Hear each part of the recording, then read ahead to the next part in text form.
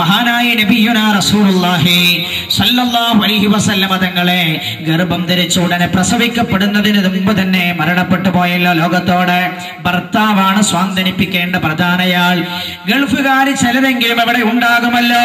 ഞാൻ പറയട്ടെ, കെട്ടിയ ഭാര്യയെ ഗർഭിണിയാക്കി വിദേശത്ത് പോയാൽ പോരാ, നിരന്തരമായി അവരെ ബന്ധപ്പെട്ടുകൊണ്ടിരിക്കണം. മാത്രമല്ല, ഗർഭകാലഘട്ടത്തിൽ നിങ്ങൾക്ക് നാട്ടിൽ വരാൻ കഴിയുമെങ്കിൽ നാട്ടിൽ വരണം. ഒരു ഭർത്താവ് സ്ത്രീയുടെ അടുത്തുണ്ടാകലാണ് ഒരു ഭർത്താവിന് ഏറ്റവും സമാധാനം, ഒരു ഭാര്യയ്ക്ക് ഏറ്റവും സമാധാനം ഉണ്ടാകുന്ന നിമിഷം. ആ കാര്യം ശ്രദ്ധിക്കണമേ എന്ന് ഞാൻ ഓർമ്മപ്പെടുത്തുന്നു. ചില ആളുകൾക്ക് മക്കൾ ഉണ്ടായാൽ മക്കളെ കാണാനാണ് വരിക. അതിനേക്കാളും പ്രാധാന്യം കൊടുക്കേണ്ട ഒരു സമയമാണത്. ഗർഭകാലഘട്ടത്തിൽ ഭർത്താവ് കൂടെ ഉണ്ടാവുകയാണെങ്കിൽ കൂടെ ഉണ്ടാകാനാണ് നമ്മൾ ശ്രമിക്കേണ്ടത്. മഹാനവഹദി ആമിന ബീവി റളിയല്ലാഹു അൻഹ റസൂലുള്ളാഹിനെ ഗർഭം ധരിച്ചു. പക്ഷെ അവിടെ സമാധാനിപ്പിക്കാൻ ഭർത്താവില്ല, അബ്ദുള്ള ഇല്ല. റബ്ബിന്റെ ഭാഗത്ത് നിന്ന് സമാധാനം വന്നു. നോക്കൂ നിങ്ങൾ, മഹദി ആമിന ബീവി റളിയല്ലാഹു അൻഹ 1-ാം മാസത്തിൽ സ്വപ്നം കാണുകയാണ്. ആരെ? മഹാനായ ആദം അലൈഹിസ്സലാമിനെ. ആദം നബി അലൈഹിസ്സലാം വന്നുകൊണ്ട് ആമിന ബീവിയെ സമാധാനിപ്പിക്കുകയാണ്. ഗർഭിണിയായ ആമിന ബീവിയെ സ്വപ്നത്തിലൂടെ സമാധാനിപ്പിക്കുകയാണ്. കാരണം സമാധാനിപ്പിക്കാനുണ്ടായിരുന്ന അബ്ദുള്ള ലോകത്തോട് വിട പറഞ്ഞു പോയി. 2-ാം മാസമായ പാരാ സ്വപ്നത്തിലൂടെ കടന്നു വരുന്നത് മഹാനായ ഇദ്രീസ് അലൈഹിസ്സലാമാണ്. നമ്മൾ ഓതുന്ന മൗലിദ് കിതാബിൽ ഇരുന്നല്ലോ, ഇതൊക്കെയാണ് മൗലിദ് കിതാബിൽ പറയുന്നത്. ഖുറാഫാത്തല്ല, ഖുറാഫാത്തല്ല എന്റെ സഹോദര. 2-ാം മാസം ഇദ്രീസ് അലൈഹിസ്സലാം, 3-ാം മാസമായപ്പോ നൂഹ് അലൈഹിസ്സലാം, 4-ാം മാസമായപ്പോ ഇബ്രാഹിം അലൈഹിസ്സലാം, 5-ാം മാസമായപ്പോ ഇസ്മായിൽ അലൈഹിസ്സലാം, 6-ാം മാസമായപ്പോ മൂസ അലൈഹിസ്സലാം, 7-ാം മാസത്തിൽ ദാവൂദ് അലൈഹിസ്സലാം, 8-ാം മാസം സുലൈമാൻ അലൈഹിസ്സലാം, 9-ാം മാസം മഹാനായ ഈസാ അലൈഹിസ്സലാം. ഇവരൊക്കെ ഓരോ മാസത്തിലും വന്നുകൊണ്ട് ആമിന ബീവിയെ സമാധാനിപ്പിക്കുകയായിരുന്നു. അതിൽ നിന്ന് നമുക്ക് ലഭിക്കുന്ന ഒരു ഗുണപാഠം, ഗർഭിണിയായ മകളെ അല്ലെങ്കിൽ ഭാര്യയെ എപ്പോഴും സമാധാനിപ്പിച്ചു കൊണ്ടിരിക്കണമെന്നാണ്. അവൾക്ക് ടെൻഷൻ ഉണ്ടാകുന്നൊരവസ്ഥയും ഉണ്ടാകരുത്. എന്നാലോ ഇന്ന് ചില മനുഷ്യന്മാര് ടെൻഷൻ പൈസ കൊടുത്ത് വാങ്ങുകയാണ്. എന്താ? ടിവിയുടെ മുമ്പിലിരിക്കും. ട്രാജഡി ആൻഡ് കോമഡി, 2 രീതിയിലാണ് സീരിയലുകളൊക്കെ ഉണ്ടാവും. Tragedy, comedy. ട്രാജഡി എന്ന് പറഞ്ഞാൽ അന്ത്യം ഭീകരമാണ്, കോമഡി എന്ന് പറഞ്ഞാൽ അന്ത്യം സുഖകരമാണ്, ശുഭപര്യവസാനിയാണ്. എന്നിട്ട് ഇതിങ്ങനെ കാണുകയാണ്. ട്രാജഡി, അതിന്റെ അവസാനം ഭീകരമായ രംഗമാണ്. അത് കണ്ട് ആകെ ടെൻഷനാകുന്ന സഹോദരി, നിന്റെ ഗർഭത്തിന് പോലും അത് പ്രയാസമാകും, നിന്റെ പ്രസവം ബുദ്ധിമുട്ടാകും. കാരണം എന്താ? നീ പേടിക്കുമ്പോ, നിന്റെ ശരീരത്തിന് വിഭ്രാന്തി വരുമ്പോ നിന്റെ ആന്തരികമായ അവയവങ്ങൾ ക്ഷീണിച്ചു പോകും. അതാണ് പേടിക്കുന്നയാൾ ക്ഷീണിച്ചു പോകുന്നത്. ഞാനൊന്നും വെറുതെ പറയില്ല, പൊട്ടപ്പോയതും പറയില്ല. ഞാൻ തിരിയാത്ത മരമണ്ടൂസനല്ല, ഞാൻ പഠിച്ചു പറയുകയാണ്. ഞാനിത് പറഞ്ഞാൽ ഒരു പക്ഷേ 21-ാം നൂറ്റാണ്ടിലെ നമ്പർ 1 വിഡ്ഢിയായേക്കാം. പക്ഷേ ഞാനത് പറയുകയാണ്, തറപ്പിച്ചു പറയുകയാണ് ഞാൻ. അങ്ങനെ ട്രാജഡി, അന്ത്യം വളരെ ഭീകരമായ അവസ്ഥകളുള്ള രംഗങ്ങൾ കാണുമ്പോ ശരീരത്തിന്റെ ആന്തരിക അവയവങ്ങൾ ക്ഷണിച്ചു പോകും. നീ സുഖപ്രസവം ആഗ്രഹിക്കുന്നില്ലേ? നിനക്ക് സുഖപ്രസവം നൽകേണ്ട ആന്തരിക അവയവങ്ങൾ ക്ഷീണിച്ചു പോയാൽ പിന്നെ നിന്റെ പ്രസവം പ്രയാസകരമാകും. അതുകൊണ്ട് ശ്രദ്ധിക്കണം. ഇസ്ലാമിന്റെ അധ്യാപനമാണത്.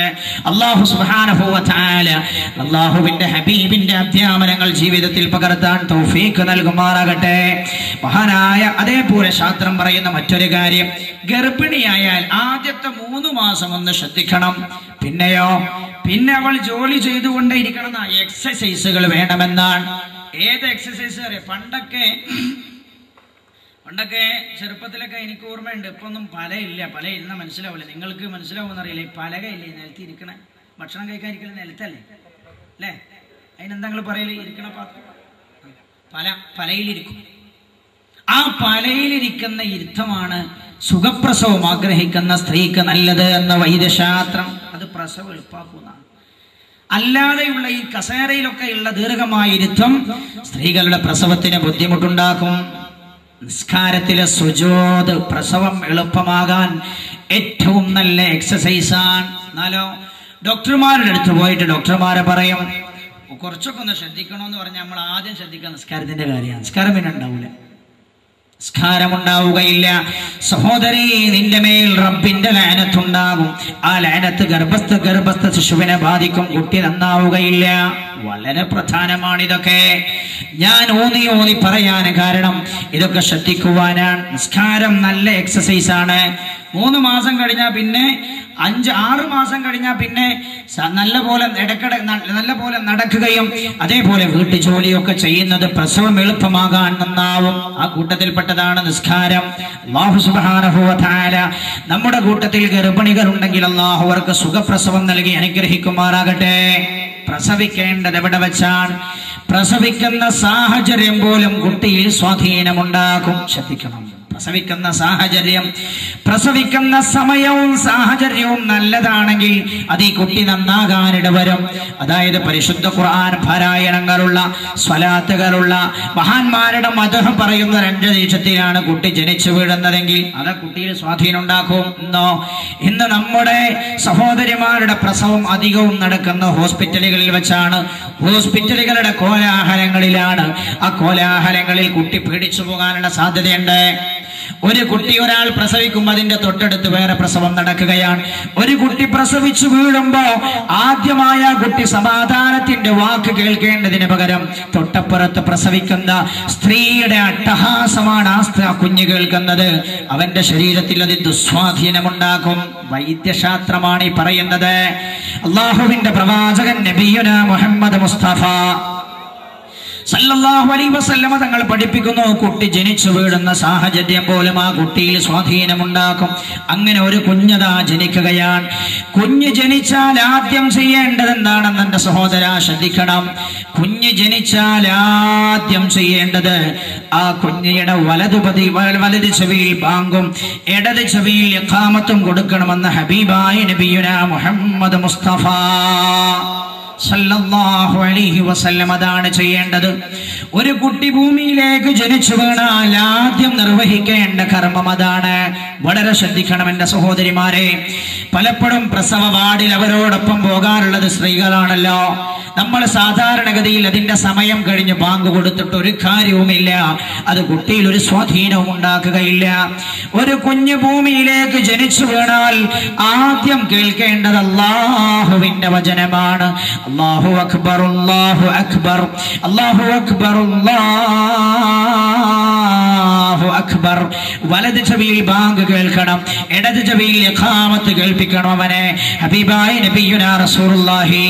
എന്താണ് അതിന്റെ കാരണം കേട്ടോളൂ. റസൂലുള്ള പറയുകയാണ്, മനുഷ്യന്റെ ആജന്മ ശത്രുവായി ഇബ്ലീസുൽ ലഈൻ, അല്ലാഹുവിന്റെ തന്ത്രകുതന്ത്രങ്ങളിൽ നിന്ന് അല്ലാഹു നമ്മെ രക്ഷപ്പെടുത്തുമാറാകട്ടെ. ഒരു കുഞ്ഞ് ജനിച്ചു വീണാൽ ആ കുഞ്ഞിനെ സ്വാധീനിക്കാൻ ശ്രമിക്കും. ആ കുഞ്ഞിനെ ആ ഇബ്ലീസ് നോവിച്ചുകൊണ്ടിരിക്കുമെന്ന് മുഹമ്മദ് മുസ്തഫ. അതാണ് ഒരു കുഞ്ഞ് ഭൂമിയിലേക്ക് ജനിച്ചു വീണ പാടെ കരയുന്നത്. കുട്ടി കരയുന്നുള്ള കാരണം അതാണത്രേ. പിശാച് നോവിച്ചുകൊണ്ടിരിക്കും. ബാങ്ക് കൊടുത്താൽ പിശാച് അകന്നു പോകുമെന്ന് റസൂലുള്ളാഹി. മഹാനായ അബൂ ഹുറൈറ റളിയല്ലാഹു അൻഹുവിനെ തൊട്ട് ഉദ്ധരിക്കപ്പെടുന്ന ഹദീസ്, ഇദാ നൂദിയ ലിസ്സലാ, നിസ്കാരത്തിന് ബാങ്ക് വിളിച്ചാൽ അതുപറ ശൈത്താൻ പിശാച് അകന്നു പോകും, പിന്തിരിഞ്ഞു പോകും. ലഹു ഖുറാത്തുൻ ഹത്താ ലാ യസ്മഅ തഅദീൻ, ബാങ്ക് കേൾക്കാതിരിക്കാൻ അവൻ പിന്തിരിഞ്ഞു പോകുമെന്ന് മഹാനായ നബിയുനാ റസൂലുള്ളാഹി. അപ്പൊ മനസ്സിലായി, ബാങ്ക് കൊടുക്കുന്ന സ്ഥലത്ത് പിശാച് ഉണ്ടാവുകയില്ല എന്ന്. എന്തിനേറെ റസൂലുള്ള മറ്റൊരിക്കൽ പഠിപ്പിച്ചു സല്ലല്ലാഹു അലൈഹി വസല്ലം. ഇമാം ബൈഹഖി ഉദ്ധരിക്കുന്ന ഹദീസിൽ കാണാം, മൻ വുലിദ ലഹു മൗലൂദൻ, ഒരാൾക്കൊരു കുട്ടി ജനിച്ചാൽ അദ്ദന ഫീ ഉദ്നിഹി അൽയുംന, ആ കുട്ടിയുടെ വലത് ചെവിയിൽ അവൻ ബാങ്ക് കൊടുക്കണം. വഅഖാമ ഫീ ഉദ്നിഹി അൽയുസ്റാ, ആ കുട്ടിയുടെ ഇടത് ചെവിയിൽ അവൻ ഇഖാമത്ത് കൊടുക്കണം. ദഫഅത അൻഹു ഉമ്മുസ്ബിയാൻ. എന്നാൽ ഈ കുട്ടിക്ക് ഉമ്മുസ്ബിയാൻ എന്ന് പറഞ്ഞാൽ ഒരു പ്രത്യേകമായ അപസ്മാര രോഗമാണ്. ആ അപസ്മാര രോഗം ആ കുട്ടിക്കുണ്ടാവുകയില്ല എന്ന് ഹബീബായ നബിയുനാ മുഹമ്മദ് മുസ്തഫ ശ്രദ്ധിക്കണം. ബാങ്ക് കൊടുക്കാൻ വഴുകിയത് കൊണ്ട് അത്തരം രോഗം പിടിപെട്ട ആളുകളുണ്ടാവും. സാധാരണ നമുക്കതൊരു മോശമായാണ് തോന്നാറുള്ളത്. നമ്മളൊക്കെ ഇസ്ലാമിന്റെ ആൾക്കാരൻ അതൊക്കെ ഒരു മോശമായിട്ട് കാണും. പ്രസവിച്ചു കഴിഞ്ഞ് അവിടെ വെച്ച് നേഴ്സ് കുട്ടിയെ കുളിപ്പിച്ച് എല്ലാം വൃത്തിയാക്കി റൂമിലേക്ക് കൊണ്ടുവരും. എന്നിട്ടാണ് ബാങ്ക് കൊടുക്കുക. ബാങ്കിന്റെ സമയം കഴിഞ്ഞു പോകും. മഹാന്മാരായ പണ്ഡിതന്മാർ രേഖപ്പെടുത്തുകയാണ്, ജനിച്ചപാടെ ആ കുട്ടി കേൾക്കേണ്ട വചനം ബാങ്കാണ്, ഇഖാമത്താണ്. എത്രത്തോളം ആരാണ് ബാങ്ക് കൊടുക്കേണ്ടത്? പലപ്പോഴും നമ്മൾ പള്ളിയിലെ ഉസ്താദിനെ കാത്തിരിക്കും, അല്ലെങ്കിൽ ആണുങ്ങളെ കാത്തിരിക്കും. ഉമ്മമാരെ കേട്ടോളോ, പണ്ഡിതന്മാർ രേഖപ്പെടുത്തുകയാണ്, അതിന് ഉസ്താദുമാർ വരണ്ട, പണ്ഡിതന്മാർ വേണ്ട, പുരുഷന്മാരെ കാത്തിരിക്കണ്ട. അടുത്തുള്ളത് സ്ത്രീയാണെങ്കിൽ അവൾക്ക് പോലും നിർവഹിക്കാം. എന്തിനേറെ മുസ്ലിമായി കൊള്ളണമെന്ന് പോലുമില്ല. ബാങ്ക് കൊടുക്കുന്നയാൾ മുസ്ലിമായി കൊള്ളണമെന്ന് പോലുമില്ല. എന്താ കാരണം? ആ സമയം നഷ്ടപ്പെടാതിരിക്കാനാണ്. ആരാണ് കൊടുക്കുന്നത് എന്നല്ല പ്രധാനം, ആ കർമ്മം ചെയ്യലാണ് പ്രധാനം. അത്ര പ്രധാനമുള്ള വിഷയമാണ്. ഉമ്മമാരെ ശ്രദ്ധിച്ചോളൂ. അതുകൊണ്ട് പ്രസവം സംഭവിച്ചാൽ, പ്രസവ വാർഡിലേക്ക് കയറ്റിയാൽ നഴ്സുമാരോട് പറയേണ്ടത്, പ്രസവിച്ചു കഴിഞ്ഞാൽ ഉടനെ വിവരം തരണം. പ്രസവിച്ചാൽ ഉടനെ എന്ത് ചെയ്യുന്നതിന് മുമ്പും കുഞ്ഞിനെ തരണം. ബാങ്ക് കൊടുക്കാനാണ്, ഇഖാമത്ത് കൊടുക്കാനാണെന്ന് പറയണം. ഇല്ലേ എന്റെ ഉമ്മ, നമ്മുടെ മക്കളെ പിശാച് സ്വാധീനിച്ചു കൊണ്ടുപോകാം. പിന്നെ മക്കൾ നേർവഴിക്ക് വരില്ല. ഉപ്പ പറഞ്ഞാൽ അനുസരണം ഉണ്ടാവുകയില്ല. ഉമ്മയെ ആദരിക്കണമെന്നവന് തോന്നുകയില്ല. അതുകൊണ്ട് വളരെ പ്രധാനപ്പെട്ട ഒരു പോയിന്റാണ്. അല്ലാഹു സുബ്ഹാനഹു വ തആല പടച്ച റബ്ബ് നമ്മെ രക്ഷപ്പെടുത്തുമാറാകട്ടെ. നമ്മുടെ മക്കളെ അല്ലാഹു നന്നാക്കി തരുമാറാകട്ടെ. അപ്പൊ ആദ്യം ബാങ്ക് കൊടുക്കലാണ്, അതാണ് ചെയ്യേണ്ടത്. പിന്നെ ചെയ്യേണ്ടത് എന്താ? ഒരു കുട്ടി ജനിച്ചു വീണാൽ ആ കുട്ടിയുടെ പൊക്കിൾ കുടി മുറിച്ചു കളയണം. ആ കുട്ടിയുടെ പൊക്കിൾ കുടി മുറിച്ചു കളയണം. പൊക്കിൾ കുടിയുടെ ആവശ്യമിനിയില്ല. കാരണം ഉമ്മയുടെ ഗർഭപാത്രത്തിലായിരുന്നപ്പോ ഉമ്മയുടെ ഗർഭപാത്രത്തിൽ നിന്ന് തന്റെ ശരിക്കിടക്കുന്ന കുഞ്ഞിന് തന്റെ ശരീരത്തിലേക്ക് ആവശ്യമായ പദാർത്ഥങ്ങൾ സ്വീകരിച്ചെടുക്കാൻ അള്ളാഹു കൊടുത്തൊരു കണക്ഷനായിരുന്നു ആ പൊക്കിൾ കൊടി. ഭൂമിയിലേക്ക് വന്നതോടുകൂടെ അതിന്റെ ആവശ്യമില്ലാതെയായി മാറി. അതുകൊണ്ട് പൊക്കിൾ കൊടി മുറിക്കണം. എന്നിട്ട് പിന്നെ കുളിപ്പിച്ച് തോർത്തിയൊക്കെ വൃത്തിയാക്കി കഴിഞ്ഞാൽ പിന്നെ ചെയ്യേണ്ടത് ശ്രദ്ധിച്ചോളോ. ആദ്യം തന്നെ മുലപ്പാല് കൊടുക്കണമെന്നൊന്നുമില്ല. കാരണം എന്താ?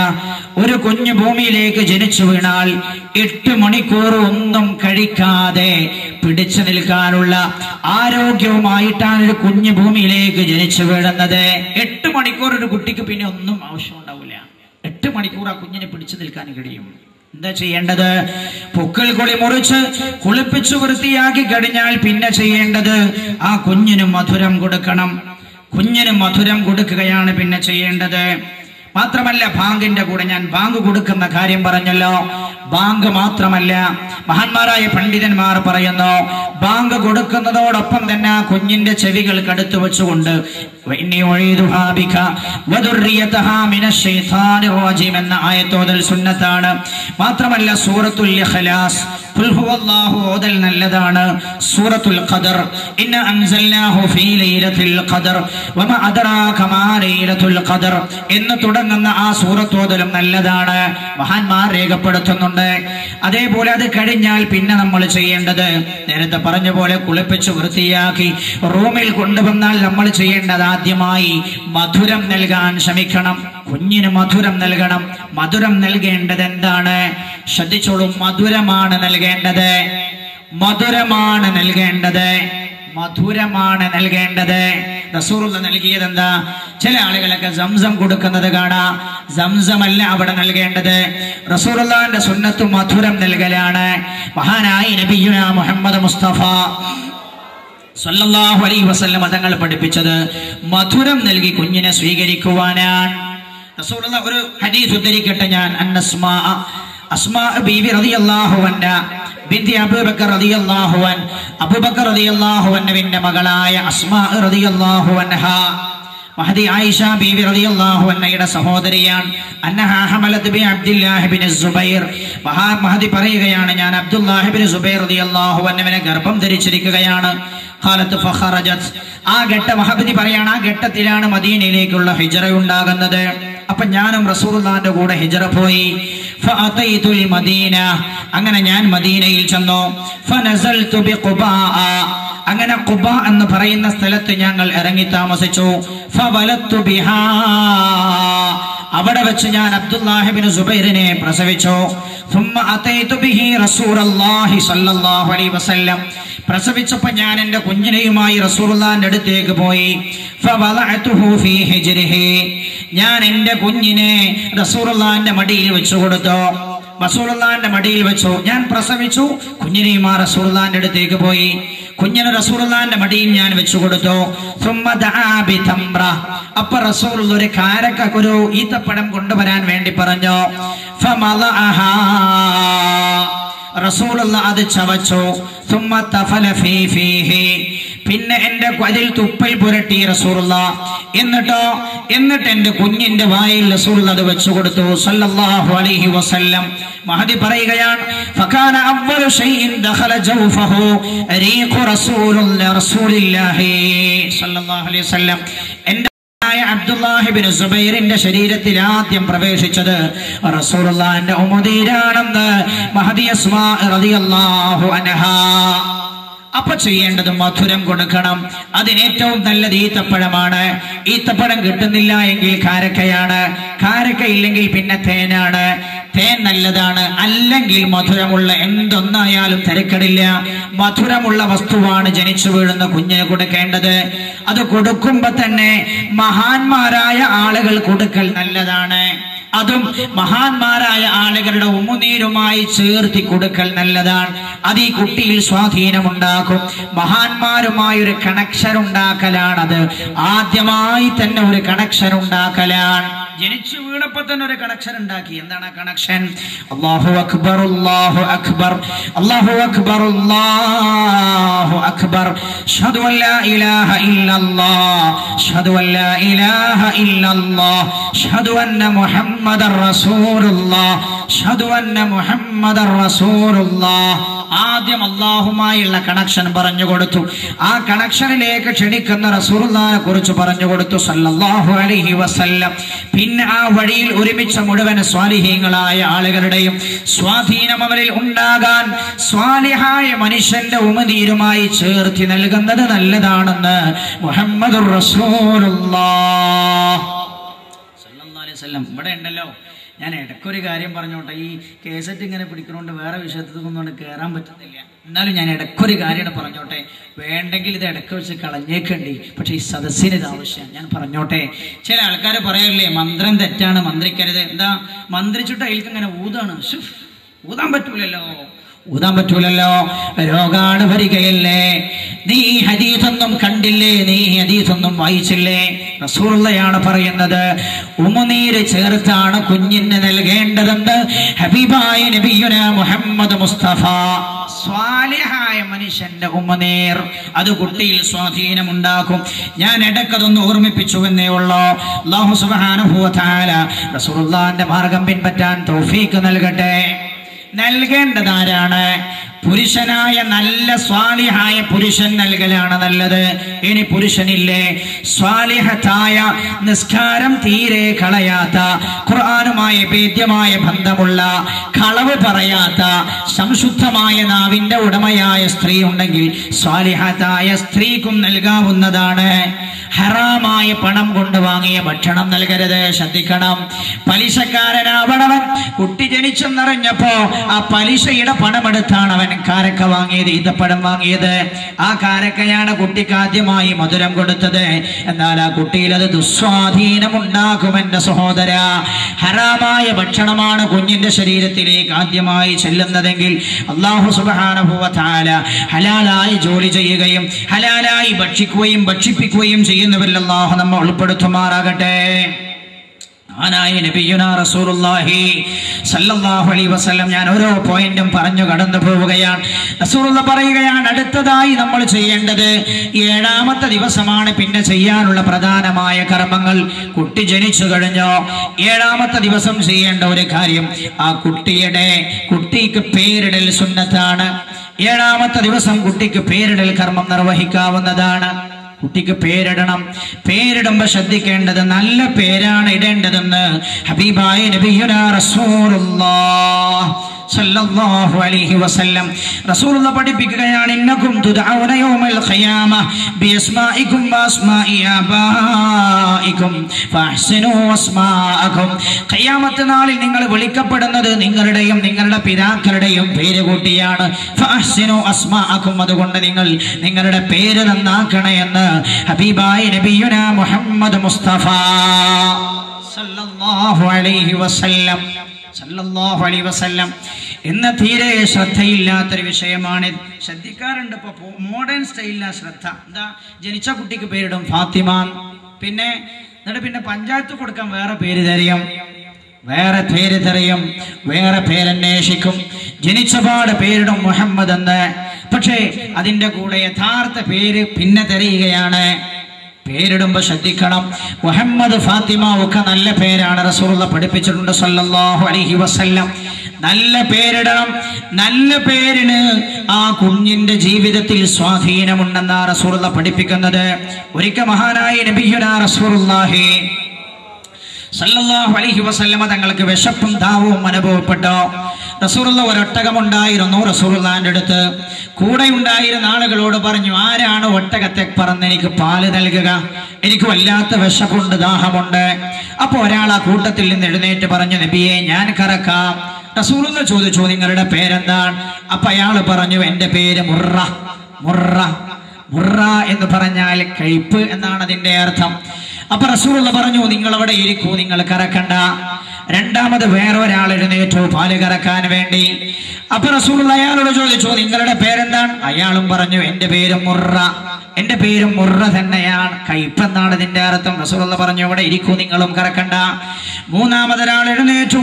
ഹബീബായ നബി ചോദിച്ചു, നിങ്ങളുടെ പേരെന്താണ്? അയാൾ പറഞ്ഞു, എന്റെ പേര് യഹ്യയാണ്. റസൂലുള്ളാഹി പറഞ്ഞു, നിങ്ങൾ കറന്നോളോ. അപ്പൊ നിങ്ങൾ ആലോചിച്ചു നോക്ക്, പേരിൽ എന്തിരിക്കുന്നുവെന്ന് പറയുന്നവർ വിഡ്ഢികളല്ലേ? പേരിൽ പലതും ഇരിക്കുന്നുണ്ട്. അതുകൊണ്ട് മക്കളുടെ പേര് നന്നാക്കണേ എന്ന് ഹബീബായ നബിയുനാ റസൂലുള്ളാഹി സല്ലല്ലാഹു അലൈഹി വസല്ലം. ഏത് പേരാണ് ഇടേണ്ടത്? റസൂലുള്ളാഹി പറയാ, തുസമ്മു ബിഅസ്മാഇൽ അംബിയാ. അംബിയാക്കളുടെ പേര് നിങ്ങൾ ഇട്ടോളൂ എന്ന് നബിയുനാ റസൂലുള്ളാഹി. അംബിയാക്കളുടെ പേരൊക്കെ നല്ലതാണ്. ആദം. ആദം എന്ന പേരിൽ ആരെങ്കിലും ഉണ്ടോ? ഇവിടെ ഉണ്ടോ? ഈ നാട്ടിലുണ്ടോ? ഈ നാട്ടിലുണ്ടോ? ഇല്ല. പണ്ടൊക്കെ ഉണ്ടായിരുന്നു. പണ്ടൊക്കെ ഓൽക്ക് പ്രവാചകന്മാർ റസൂലുള്ളാഹി പറഞ്ഞത് അപ്പടി പകർത്തലായിരുന്നു. ആദം, നോഹ്, ഇദ്രീസ്, ഇബ്രാഹിം. കുറച്ച് ആൾക്കാരൊക്കെ ഉണ്ടാവും. ആ പേര് ഒക്കെ പോയി. ഇനി വരുന്ന തലമുറയിൽ ഇബ്രാഹിമും സുലൈമാനും ഒന്നും ഉണ്ടാവൂല. കാരണം അതൊക്കെ ഔട്ട് ഓഫ് ഫാഷനാണ്. ഹബീബായ റസൂലുള്ളാഹി സ്വല്ലല്ലാഹു അലൈഹി വസല്ലം തങ്ങൾ പറയുകയാണ്, നിങ്ങൾ പ്രവാചകന്മാരുടെ പേരിടണം. വഅബ്ദുൽ അസ്മാഇ ഇലല്ലാഹ്. അല്ലാഹുവിന് ഏറ്റവും ഇഷ്ടപ്പെട്ട പേര് അബ്ദുല്ലാഹ് വ അബ്ദുർറഹ്മാൻ. അബ്ദുല്ല എന്നും അബ്ദുർറഹ്മാനുമാണ് എന്ന് ഹബീബായ നബിയുനാ റസൂലുള്ളാഹി. നമ്മൾ ആരും ആ പേരിടൂല. എന്താ കാരണം? അത് അള്ളാ അള്ളാന്ന് വിളിക്കുന്നിടത്തല്ലേ മാറ്റം വരുത്തണ്ടേ? പേരിടുന്നിടത്ത എല്ലാവരും അബ്ദുല്ലാന്ന് വിളിക്കണം. അബ്ദുറഹ്മാൻ നടുവിൽ. എന്താ കാരണം? അത് അന്ത്രു ആവും. അതുകൊണ്ട് അബ്ദുറഹ്മാൻ എന്ന് രണ്ടാണ്. റസൂലുള്ളാഹി പറയും, ഏറ്റവും നല്ല പേര് ഇത് രണ്ടാണെന്ന് നബിയുനാ റസൂലുള്ളാഹി സല്ലല്ലാഹു അലൈഹി വസല്ലം. റസൂലുള്ളാഹി വേറെ ഹദീസിൽ പഠിപ്പിക്കുന്നുണ്ട്, മുഹമ്മദ് എന്ന പേരുള്ള ആളുകൾ മുഴുവൻ മഹ്ശറിൽ ഒരു സ്ഥലത്ത് ഒരുമിച്ച് കൂട്ടുമത്രേ. അല്ലാഹു പ്രത്യേകം വിളിച്ചവരെ ആദരിക്കും. മഹാനായ അബൂ മൂസാ റളിയല്ലാഹു അൻഹു ഈ പേരിടുമ്പോൾ നല്ല പേരിടുക, പിന്നെ നല്ല ആളുകളെ കൊണ്ട് വിളിപ്പിക്കുക, അതും നല്ലതാണ്. നല്ല ആളുകളെ കൊണ്ട് പേര് വിളിപ്പിക്കുക, അതും മക്കൾ. ഇതൊക്കെ പ്രധാനമാണ്. ഞാൻ ഇതൊന്നും വെറുതെ പറയല്ല. അതൊക്കെ മക്കൾ നന്നാകാൻ വളരെ പ്രധാനമായി ശ്രദ്ധിക്കേണ്ട കാര്യമാണ്. അബൂ മൂസാ റളിയല്ലാഹു അൻഹു റിപ്പോർട്ട് ചെയ്യുന്നു, ഖാല വുലിദ ലീ ഗുലാമുൻ. എനിക്കൊരു കുട്ടിയുണ്ടായി. അപ്പൊ ഞാൻ എന്ത് ചെയ്തു? ഫഅതൈതു ബിഹിൻ നബിയ സല്ലല്ലാഹു അലൈഹി വസല്ലം. ഞാൻ ആ കുഞ്ഞിനെയുമായി റസൂലുള്ളാഹിന്റെ അടുത്തേക്ക് ചെന്നു. ഫസമ്മാഹു ഇബ്രാഹിം. അപ്പൊ റസൂലുള്ളാഹി എന്റെ മകൻ ഇബ്രാഹിം എന്ന് പേര് വെച്ചോ. അപ്പൊ നല്ല ആളുകളോട് പേരിടിപ്പിക്കൽ നല്ലതാണ്. പിന്നെയോ ഫഅന്നകഹു, അവന് മധുരം കൊടുത്തു. ബിതംറ വദഅലഹു ബിബർക, ബർക്കത്ത് കൊണ്ട് ദുആ ചെയ്യുകയും ചെയ്തു വന്ന് ഹബീബായ നബിയുനാ റസൂലുള്ളാഹി സല്ലല്ലാഹു അലൈഹി വസല്ലം തങ്ങളുടെ സഹാബിയായ അബൂ മൂസ. നമ്മളാണെങ്കിലോ നമ്മളാണെങ്കിൽ നമ്മളെ ഭാര്യമാർക്ക് ഗർഭം ധരിച്ച ആദ്യം കൊണ്ടുപോകും ഡോക്ടറെ അടുത്ത്. അവളെ കൊണ്ടുപോയിട്ട് കാണിക്കുക ആദ്യം ഡോക്ടറെ, വല്ല കൃഷ്ണൻ ഡോക്ടറെയോ അല്ലെങ്കിൽ വേറെ ഏതെങ്കിലും ഡോക്ടർമാരെയൊക്കെ കൊണ്ടുപോയിട്ടാണ് കാണിക്കുക. നല്ല സ്ഥലങ്ങളിലേക്കല്ല, നല്ല മഹാന്മാരോട് ദുആ ചെയ്യിപ്പിക്കലല്ലോ നമ്മുടെ പതിവ്. അതിനനുസരിച്ചുള്ള മോശം ഈ സമൂഹത്തിൽ കണ്ടുകൊണ്ടിരിക്കുകയും ചെയ്യുന്നില്ലേ? അല്ലാഹു സുബ്ഹാനഹു വ തആല നേരായ വഴിയിൽ നമ്മെ നയിക്കുമാറാകട്ടെ. പേരിടുക എന്നതൊരു കർമ്മമാണ്. അതേപോലെ ജനിച്ച് 7-ാം ദിവസം ചെയ്യേണ്ട മറ്റൊരു സുന്നത്തായ കർമ്മമാണ്. ശ്രദ്ധിക്കണം, മുടി കളയുക എന്നത് 7-ാം ദിവസം ചെയ്യലാണ് സുന്നത്ത്. കണ്ണൂർ ജില്ലയിൽ അതെങ്ങനെ 40 എന്ന് എനിക്ക് മനസ്സിലായിട്ടില്ല. ഈ വാക്ക് കേൾക്കുന്ന സദസ്സിനോടൊരു ചോദ്യം. ഉസ്താദ് നേരത്തെ സൂചിപ്പിച്ചില്ലേ, ഒരു കാര്യമെങ്കിലും കേട്ടാൽ അത് പ്രാവർത്തികമാക്കാൻ നമ്മൾ സന്നദ്ധമായാൽ നമ്മൾ ഒരുമിച്ച് കൂടിയത് സജന്യമായി എന്ന് റസൂലുള്ളാഹി നേരത്തെ പറഞ്ഞിട്ടില്ലേ? 40 കുളിക്കൽ അതൊരാചാരമായി നടത്തണമെന്ന് എവിടെയും കാണുകയില്ല. അതെങ്ങനെ വന്നു എന്ന് മനസ്സിലാകുന്നില്ല. മുടി കളയേണ്ടത് 40-ന്റെ എന്നല്ല, 7-ാം ദിവസമാണ്. 7-ന്റെ അന്ന് കളയാൻ കഴിഞ്ഞില്ല, രോഗമോ മറ്റോ കാരണം കളയാൻ കഴിഞ്ഞില്ലെങ്കിൽ 14-ന്റെ അന്നാണ്. 14-ന് കളയാൻ കഴിഞ്ഞില്ല, രോഗമായില്ലെങ്കിൽ വിഷമമായിട്ട്, എന്നാൽ 21-നാണ് കളയേണ്ടത്. അപ്പോഴും 40 ഞാൻ കണ്ടില്ല. ഞാൻ നോക്കിയ രേഖയിലൊന്നും 40 കണ്ടില്ല. അതുകൊണ്ട് എന്റെ പ്രിയപ്പെട്ട ഉമ്മമാരെ, നാട്ടിലെ അനാചാരങ്ങൾ കൊടിച്ചു മൂടുക, മക്കൾ നന്നാവാൻ വലിച്ചെറിയുക, റസൂലുള്ളാഹിന്റെ ആചാര അനുഷ്ഠാനങ്ങളിലേക്ക് തിരിച്ചു വരിക. അല്ലാഹു തൗഫീഖ് നൽകട്ടെ, അല്ലാഹു തൗഫീഖ് നൽകട്ടെ, അല്ലാഹു തൗഫീഖ് നൽകട്ടെ. ആരൊക്കെ റെഡി ഉള്ളത്? ഇനി കുടുംബത്തിൽ 40 കുളി ഉണ്ടാവില്ല, 40 കുളിച്ചോട്ടെ, ആൾക്ക് വിളിക്കണം, പക്ഷെ 40-ന്റെ അന്നാവൂല, 7-ന്റെ അന്ന് മുടി കളയൊന്നും പറയാൻ തയ്യാറുള്ളൂല് ആരൊക്കെ? ഒന്ന് കയ്യൊന്ന് പൊക്കി ഞാനൊന്ന് കണ്ട. വയത് ഉപകാരമാണോന്നറിയാൻ.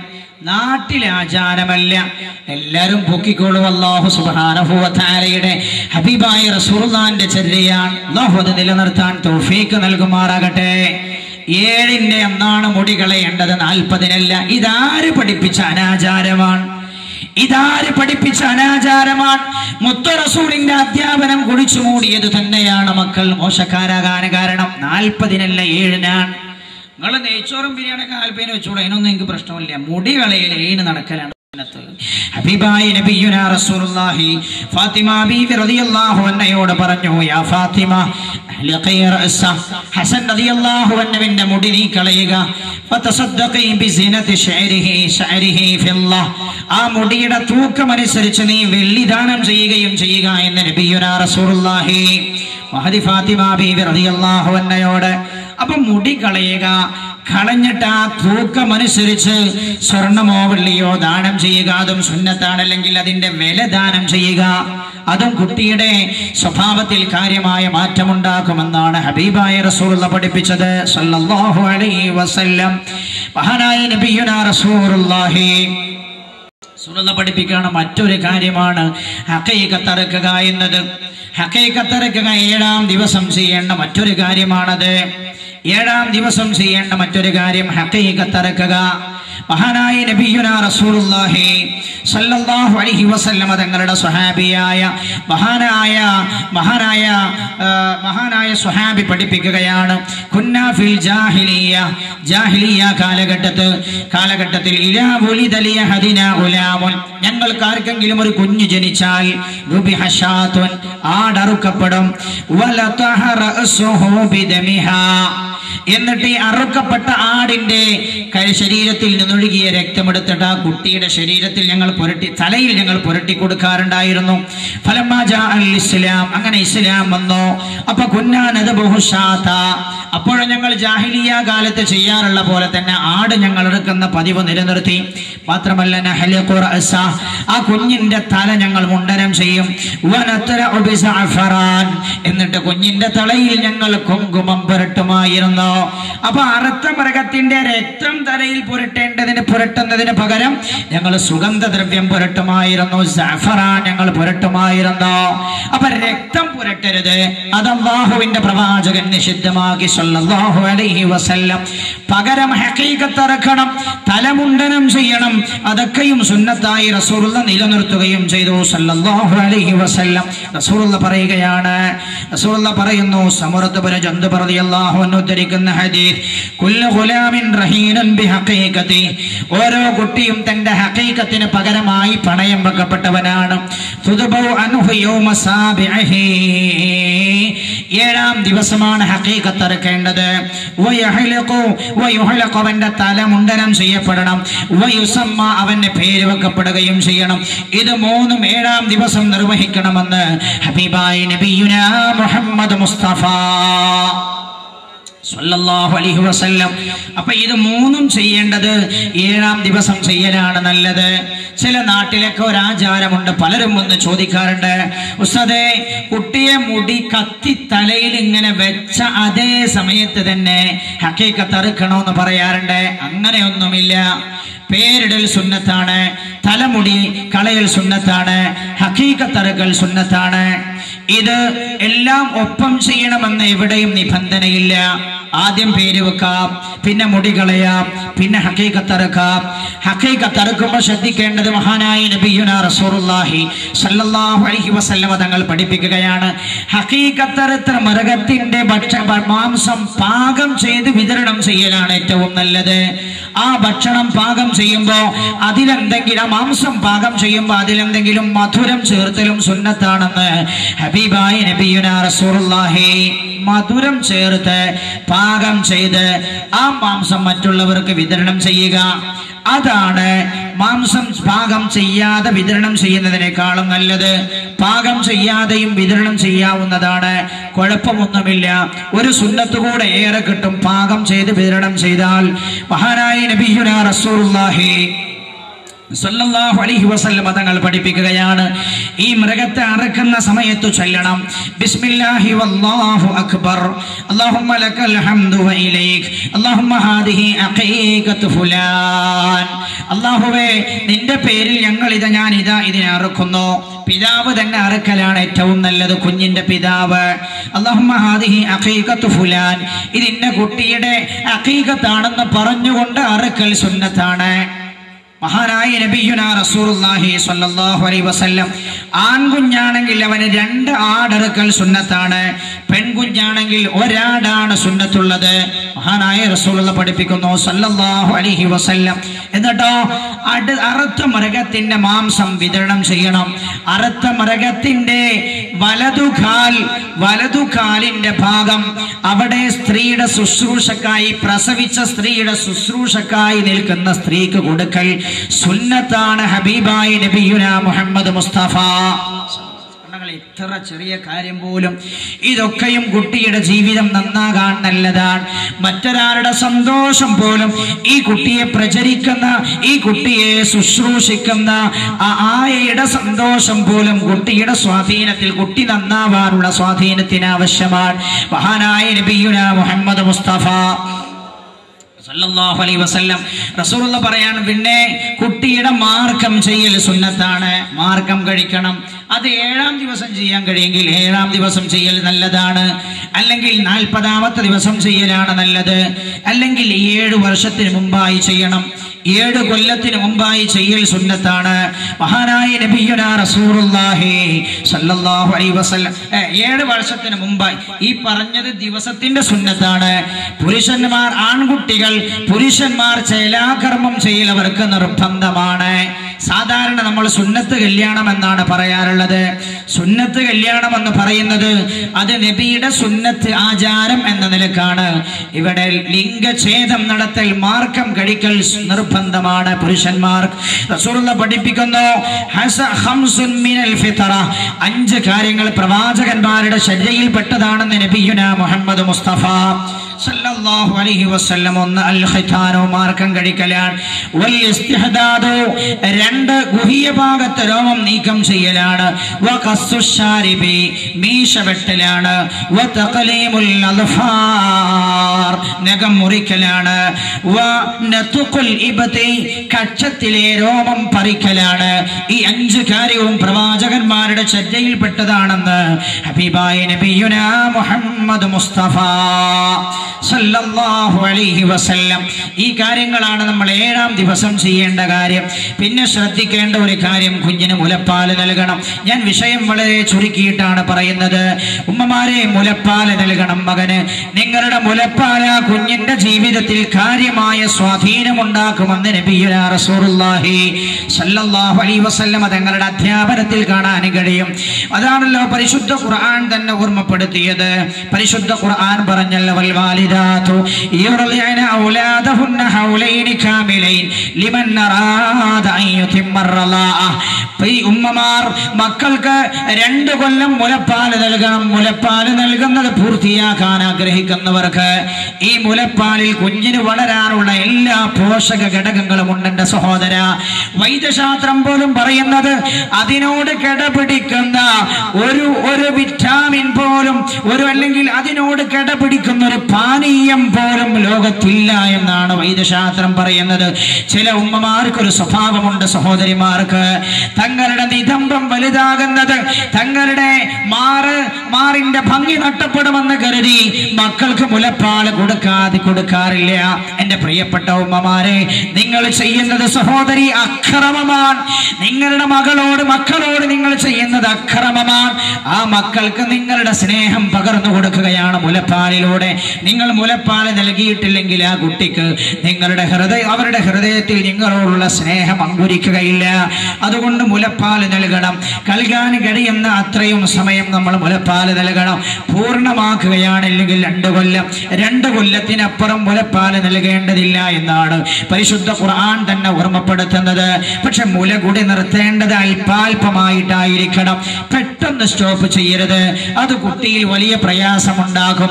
അത് കുട്ടിയുടെ സ്വഭാവം മോശമാകാനും ഉമ്മയോട് പ്രതികാര ബുദ്ധി വരാനും ഒക്കെ ഇടയാകുമെന്ന് വൈദ്യശാസ്ത്രം പഠിപ്പിക്കുന്നുണ്ട്. ഓരോ പോയിന്റും ശ്രദ്ധിച്ചായിരിക്കണം. അല്ലാഹു നമ്മുടെ മക്കളെയൊക്കെ നന്നാക്കി തെരുമാറാകട്ടെ. അതുകൊണ്ട് മുലപ്പാലിന്റെ കാര്യം അത് അല്ലാഹു തന്നതാണ്. നിങ്ങളത് നൽകാതിരുന്നാൽ അത് മുലയിൽ നിന്നത് കട്ടിപ്പിടിക്കും. മുലയിൽ നിന്നത് കട്ടിപ്പിടിച്ച് ദുഷിക്കും. ദുഷിച്ചു പോയാൽ ആ മുലപ്പാല് പുറത്തു പോകാനുള്ളതാണ്. മൂത്രം ഒഴിച്ചിട്ടില്ലെങ്കിൽ നമുക്ക് വിഷമം ഉണ്ടാവില്ലേ? മൂത്രം പുറത്തു പോകാനുള്ളത് കൊണ്ടാണ് ശരീരം മൂത്രമൊഴിക്കാൻ വേണ്ടി വെമ്പൽ കൊള്ളുന്നത്. അതുപോലെ കുഞ്ഞിന് കൊടുക്കാനുള്ളതാണ് മുലപ്പാൽ. അത് നമ്മൾ തടഞ്ഞു വെച്ചാൽ, മുലയിൽ വെച്ചത് അത് ദുഷിച്ചു പോകും. ദുഷിച്ചാൽ സ്തനാർബുദം പോലെയുള്ള, മുലക്ക് ക്യാൻസർ പോലെയുള്ള മാരക രോഗങ്ങൾ വരാൻ സാധ്യതയുണ്ട്. അല്ലാഹു സുബ്ഹാനഹു വ തആല കാത്തു രക്ഷിക്കുമാറാകട്ടെ. അങ്ങനെ കുഞ്ഞിന് മുല കൊടുക്കുക. ഈ ഘട്ടത്തിൽ നിങ്ങൾ ശ്രദ്ധിക്കേണ്ട ഒരു കാര്യം, വൈദ്യശാസ്ത്രം പറയുകയാണ്, ജനിച്ചു 3 മാസം മുതൽ 1 വർഷത്തിനിടക്ക് കുഞ്ഞ് പല കാര്യങ്ങളും മനസ്സിലാക്കുന്നുണ്ടത്രേ. ശ്രദ്ധിക്കണോ? നമ്മൾ മനസ്സിലാക്കി എന്താ അറിയോ, ഈ കുട്ടിക്കൊന്നും തിരിയില്ലാന്ന്, അവന്റെ മുമ്പ് ഒന്നും ചെയ്യാൻ. 3 മാസത്തിന്റെയും 12 മാസത്തിന്റെയും ഇടയ്ക്ക് ഈ കുട്ടി ജീവിതത്തിന്റെ പല കാര്യങ്ങളും മനസ്സിലാക്കുന്നുണ്ട്. അതാണല്ലോ, ജനിച്ച് 2-3 മാസം ഇരുന്ന് കരയും മാത്രമേ ഉള്ളൂ. കടന്ന് കരയും. 4-5 മാസമായാൽ കുട്ടി, പിന്നെ കടന്ന കുട്ടി അവന്റെ ശിരസ് അവന്റെ ഉടലിനോട് ചേർന്ന് നിൽക്കാൻ തുടങ്ങും. ഒരു 5-6 മാസമായാൽ കുട്ടി എന്തെങ്കിലും ഒരു വസ്തു കണ്ടാൽ അതിന് നേരെ കൈ കാണിക്കാൻ തുടങ്ങും. ഒരു 12 മാസമായാൽ, 1 വയസ്സായാൽ കുട്ടി പല സാധനങ്ങളും പിടിച്ചു തുടങ്ങും. അപ്പൊ എന്താ മനസ്സിലാവേണ്ടത്? ഈ കാലയളവിൽ കുട്ടി ഒരുപാട് കാര്യങ്ങൾ പഠിക്കുന്നുണ്ട്, മനസ്സിലാക്കുന്നുണ്ട്. അതുകൊണ്ട് ഉമ്മമാരെ, കാര്യമായി എനിക്ക് നിങ്ങളോടാണ് പറയാനുള്ളത്. ഈ സമയത്ത് മക്കളുടെ അടുത്തുണ്ടാകുന്നത് നിങ്ങളുടെ സ്വഭാവമാണ് മക്കളിലേക്ക് കൈമാറ്റം ചെയ്യപ്പെടുന്നത്. ഹബീബായ നബിയുനാ മുഹമ്മദ് മുസ്തഫ സല്ലല്ലാഹു അലൈഹി വസല്ലം തങ്ങൾ പഠിപ്പിക്കുകയാണ്, കുല്ലു മൗലൂദിൻ യൂലദു അലൽ ഫിത്ര ഫഅബവാഹു യുഹവ്വിദാനിഹി ഔ യുനസ്സാനിഹി ഔ യുമജ്ജിസാനിഹി. എല്ലാ കുഞ്ഞും ജനിച്ചു വീഴുന്നത് സുന്ദരമായ പ്രകൃതത്തിന്റെ മേലിലാണ്. ആ കുഞ്ഞിനെ ജൂതനാക്കുന്നത്, ക്രൈസ്തവനാക്കുന്നത്, തീയാരാധകനാക്കുന്നത് അവന്റെ മാതാപിതാക്കളാണെന്ന് നബിയുനാ റസൂലുള്ളാഹി. അതിൽ പ്രധാനപ്പെട്ട പങ്കവന്റെ മാതാവിനാണെന്ന് ഹബീബായ നബിയുനാ മുഹമ്മദ് മുസ്തഫ. സല്ലല്ലാഹു അലൈഹി വസല്ലമ തങ്ങളുടെ അധ്യാപനങ്ങളിൽ നിന്ന് ഗ്രഹിക്കാൻ കഴിയുന്നു എൻ്റെ സഹോദര. അതുകൊണ്ട് കുട്ടികളുടെ അടുത്ത് വെച്ച് ഒരു മോശപ്പെട്ട വാക്ക് പോലും പറയരുത്. കുട്ടിക്ക് 6 മാസമല്ലേ ആയിട്ടുള്ളൂ, അവനൊന്നും തിരിയില്ല എന്നോ പറഞ്ഞു പോകരുത്. എൻ്റെ പ്രിയപ്പെട്ട ഉമ്മമാരെ, ഈ സമയം വളരെ പ്രധാനപ്പെട്ട സമയമാണ്. ആ സമയത്ത് കുട്ടികളിലേക്ക് നന്മ നമ്മൾ പകർന്നു കൊടുക്കണം. നല്ലത് മാത്രമേ കുട്ടികൾ അടുത്ത് വെച്ച് പറയാവൂ, നല്ലത് മാത്രമേ അവൾക്ക് കേൾപ്പിച്ചു കൊടുക്കാവൂ. അതുകൊണ്ടാണ് താരാട്ട് പാടുമ്പോൾ പോലും അവർക്ക് നല്ലത് മാത്രമേ പാടിക്കൊടുക്കാവൂ. ലാ ഇലാഹ ഇല്ലല്ലാഹു ലാ ഇലാഹ ഇല്ലല്ലാഹ് ലാ ഇലാഹ ഇല്ലല്ലാഹു മുഹമ്മദുർ റസൂലുള്ളാഹ്. രാജാതിരാജനായ റബ്ബിന്റെ നാമം ഇങ്ങനെ കേൾപ്പിച്ചുകൊണ്ടിരുന്നാൽ ആ കുട്ടി ആ നാമത്തിലേക്ക് ആകർഷയായും. വളരെ മോശപ്പെട്ട പാടുകൾ ഈ ഘട്ടത്തിൽ നമ്മൾ കുട്ടിയെ ഉറക്കാൻ വേണ്ടി പാടിയാൽ അത് ആ കുട്ടിയിൽ ദുസ്വാധീനം ഉണ്ടാക്കുമെന്ന് ഹബീബായ നബിയുനാ റസൂലുള്ളാഹി സ്വല്ലല്ലാഹു അലൈഹി വസല്ലം. എന്തിനേറെന്നറിയോ, ഒരു കുട്ടി ഉമ്മയുടെ കേട്ടോളൂ, ഒരു കുട്ടി ഉമ്മയുടെ ഗർഭപാത്രത്തിലാകുമ്പോൾ ആ കുട്ടിക്ക് കാഴ്ച ശക്തി ഉണ്ടാവില്ല, ആ കുട്ടിക്ക് സംസാരിക്കാനുള്ള ശക്തി ഉണ്ടാകൂല. എന്നാൽ പ്രസവിക്കുന്നതിന്റെ 3 മാസം മുമ്പേ അല്ലെങ്കിൽ 2 മാസം മുമ്പേ കുട്ടിക്ക് കേൾവി ശക്തി ഉണ്ടാകും. ഗർഭത്തിലിരിക്കുമ്പോ, ഞാൻ ഈ പറയുന്നതൊന്നും പുതിയ വർത്താനല്ല, 8 മാസം പ്രായമായ സ്ത്രീയുടെ അടുത്ത് വെച്ചിട്ട് ഒരു ഭയങ്കര ശബ്ദം ഉണ്ടാക്കി നോക്ക്. ഗർഭത്തിലിരിക്കുന്ന കുട്ടി വളഞ്ഞു പുളയുന്നത് കാണാം. അവൻ പുറത്തു നിന്ന് കേട്ട ശബ്ദമാണ്. അതാണല്ലോ നിങ്ങൾ ശ്രദ്ധിച്ചിട്ടുണ്ടോ, കരയുന്ന കുട്ടിയെ തൊട്ടിലിട്ടിട്ട് ഇങ്ങനെ ആട്ടിയാൽ കുട്ടി എന്താവും? കുട്ടി ഉറങ്ങും. അവൻ എവിടുന്നായി താരാട്ട് കേട്ടത്? അവൻ താരാട്ട് കേട്ടത് അവന്റെ ഉമ്മയുടെ ഗർഭപാത്രത്തിൽ നിന്നാണ്. ഏതായിരുന്നു താരാട്ടെന്നറിയുമോ? ഉമ്മയുടെ ഹൃദയത്തിന്റെ മിടിപ്പാൻ. ഉമ്മയുടെ ഹൃദയത്തിന്റെ മിടിപ്പായ താരാട്ട് കേട്ടാണ് ഉമ്മയുടെ ഗർഭപാത്രത്തിലുള്ള പടുപടുത്ത വെള്ളത്തിൽ അവൻ കിടന്നങ്ങനെ ചാഞ്ഞും ചെരിഞ്ഞും ഉറങ്ങിയത്. അതാണ് ജനിച്ച അന്ന് തന്നെ തൊട്ടില് കെട്ടിയിട്ട് കുട്ടിയെ തൊട്ടിലിട്ട് ആട്ടിയാൽ കുട്ടി ഉറങ്ങുന്നത്. ഉമ്മയുടെ ഹൃദയമിടിപ്പായിരുന്നു ജനിക്കുന്നത് വരെ അവന്റെ രാഗം, അവൻ കേട്ട രാഗം അതാണ്.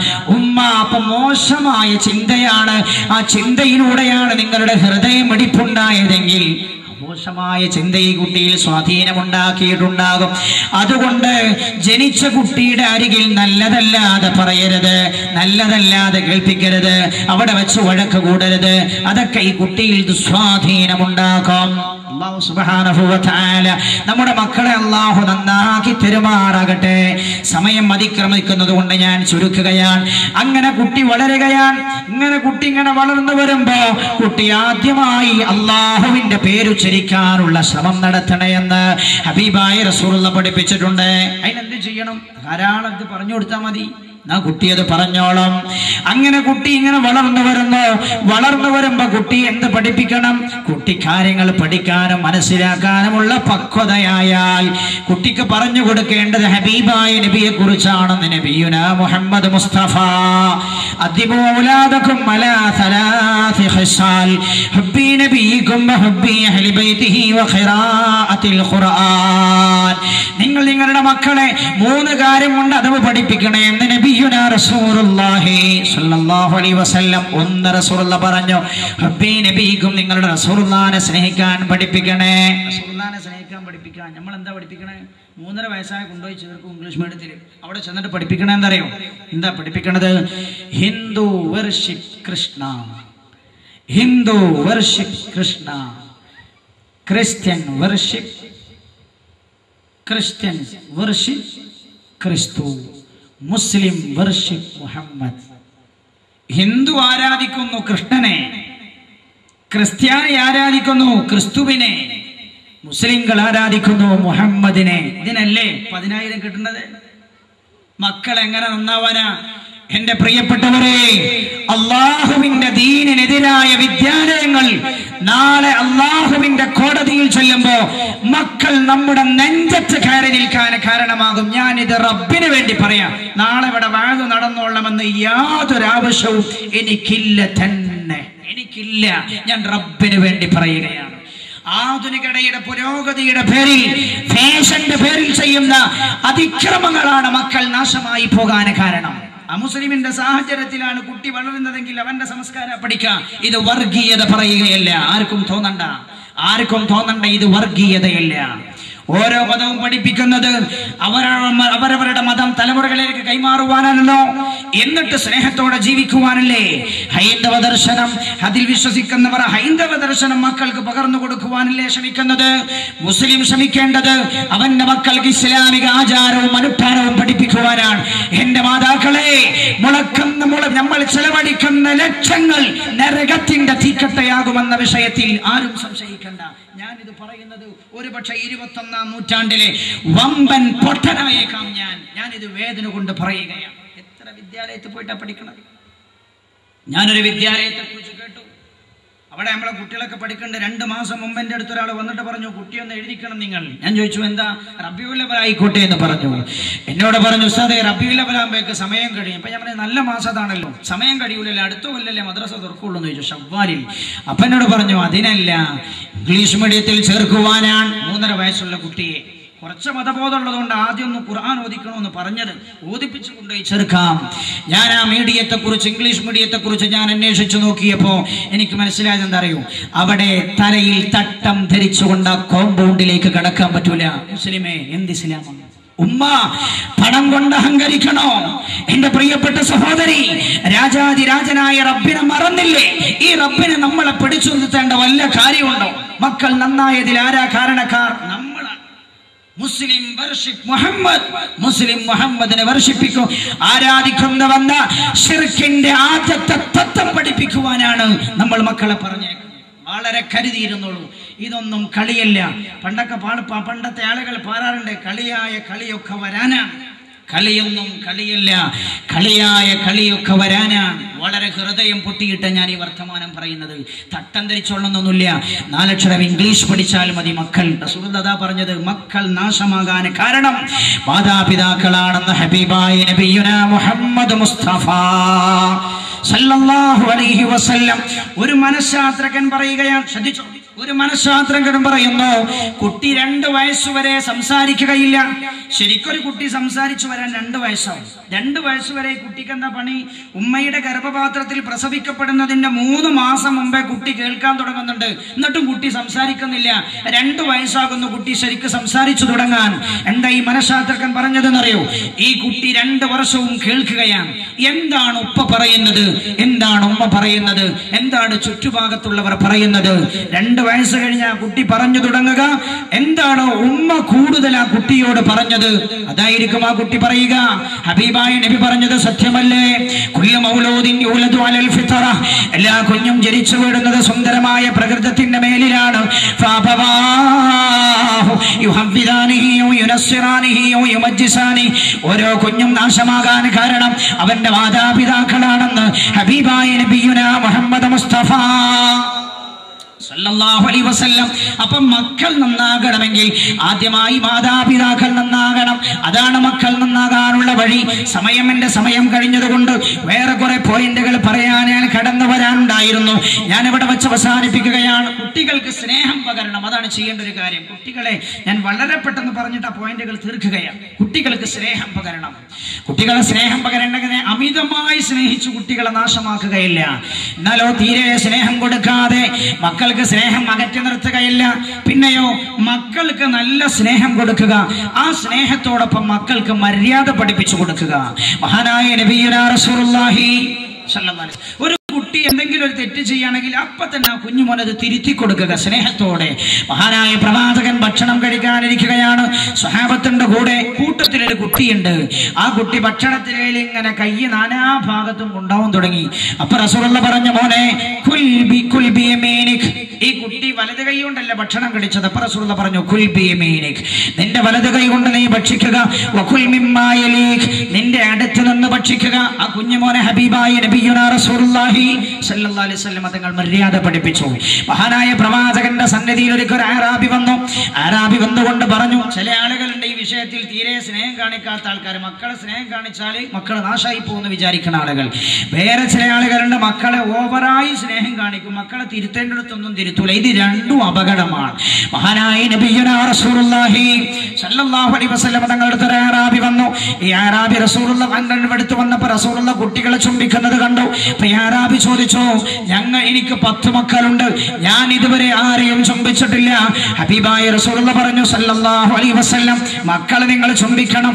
മല്ലാ യർഹം ലാ യുർഹം, കരുണ ചെയ്യാത്തവൻ കരുണ ചെയ്യപ്പെടില്ല എന്ന് ഹബീബായ നബിയുനാ റസൂലുള്ളാഹി സ്വല്ലല്ലാഹു അലൈഹി വസല്ലം. മക്കളെ ചുംബിക്കണം, അത് സ്നേഹപ്രകടനത്തിന്റെ ഒരു ഭാഗമാണ്.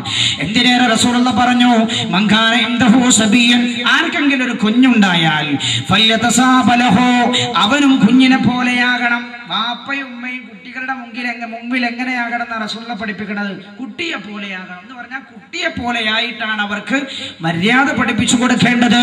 ഒരിക്കൽ മഹാനായ നബിയുനാ റസൂലുള്ളാഹി സല്ലല്ലാഹു അലൈഹി വസല്ലം തങ്ങൾ വീട്ടിൽ നിന്ന് പുറത്തിറങ്ങി റസൂലുള്ള സഹാബത്തിനോട് കൂടെ പുറത്തു പോവുകയാണ്. അപ്പൊ ഹുസൈൻ റളിയല്ലാഹു അൻഹു കളിക്കുകയാണ് കുട്ടികളോടുകൂടെ. ഹുസൈനെ കണ്ടപാട് റസൂലുള്ള മുന്നോട്ട് നടന്നു. ഹുസൈൻ റളിയല്ലാഹു അൻഹുവിന്റെ അടുത്ത് ചെന്നിട്ട് കൈ ഇങ്ങനെ കാണിച്ചു. അപ്പൊ ഹുസൈൻ ഓടി വന്നു റളിയല്ലാഹു അൻഹു. കുഞ്ഞാണ് ഹുസൈൻ. ഉടൻ റസൂലുള്ള കൈ ഇപ്പുറത്തേക്ക് കാണിച്ചു. അപ്പൊ ഹുസൈൻ അങ്ങോട്ട് ഓടി വന്നു.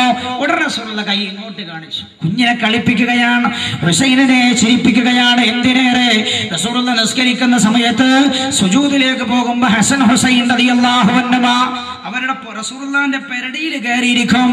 റസൂലുള്ള സുജൂദ് ദീർഘിപ്പിക്കുമായിരുന്നു അത്രേ. എന്നിട്ട് അവർ ഇറങ്ങിപ്പോയതിന് ശേഷമായിരുന്നു തല ഉയർത്താറുണ്ടായിരുന്നത്. ചിലപ്പോ തല ഉയർത്തിയാൽ അവർ പേടുമോ എന്ന് പേടിച്ചുകൊണ്ട് അവരെ തലയിൽ നിന്ന് അവരുടെ പെരടിയിൽ നിന്ന് അവരെ ഇറക്കി വെച്ചതിന് ശേഷമാണ് ഹബീബായ നബിയുനാ റസൂലുള്ളാഹി സല്ലല്ലാഹു അലൈഹി വസല്ലം തങ്ങൾ സുജൂദിൽ നിന്ന് തല ഉയർത്താറുള്ളത്. അപ്പൊ മക്കളെ സ്നേഹിക്കുക എന്ന് പറഞ്ഞാൽ അമിതമായി സ്നേഹിക്കലല്ല, അമിതമായി സ്നേഹിച്ചവരെ നാശമാക്കലല്ല, തീരെ സ്നേഹിക്കാതിരിക്കലുമല്ല.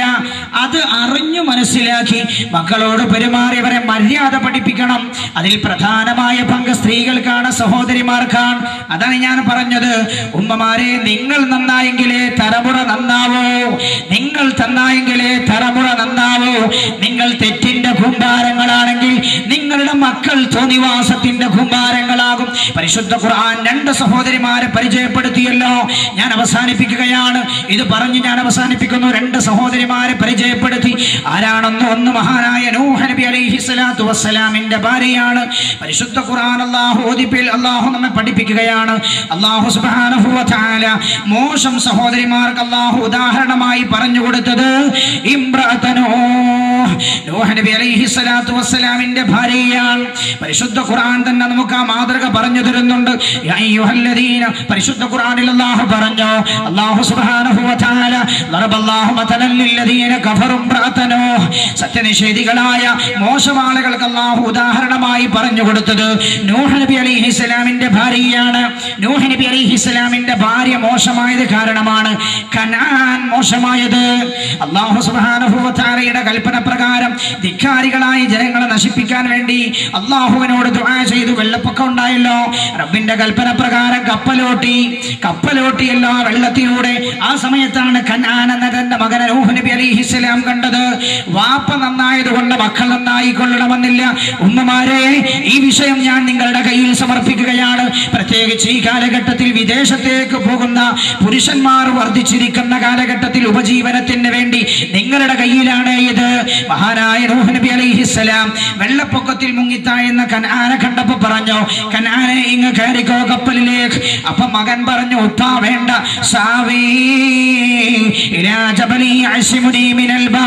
അതാ അവിടെ പൊങ്ങി നിൽക്കുന്ന ആ പർവ്വതത്തിലേക്ക് ഞാൻ പോയി അഭയം പ്രാപിച്ചു കൊള്ളാം, നിങ്ങളുടെ കപ്പൽ എനിക്ക് വേണ്ട.